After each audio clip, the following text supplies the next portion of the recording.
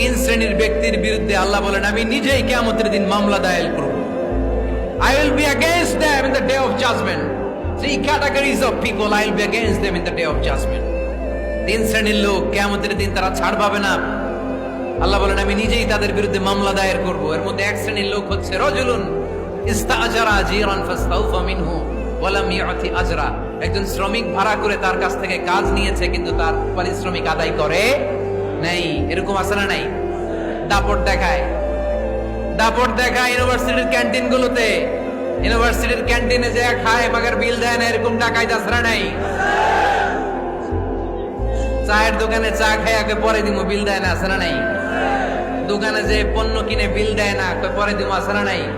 কিয়ামতের দিন আল্লাহ তোরে মাস্তানি ছুটাবে, চিল্লা এখন ঠিক কিনা? আনা খাসমুহুম, আমি নিজেই তাদের বিরুদ্ধে মামলা দায়ের করব। কথাটা কার? এজন্য বিশ্বনবী বললেন খবরদার, মেহনতি মানুষ, খেটে খাওয়া মানুষ, এদের দোয়া কবুল হয়ে যায়।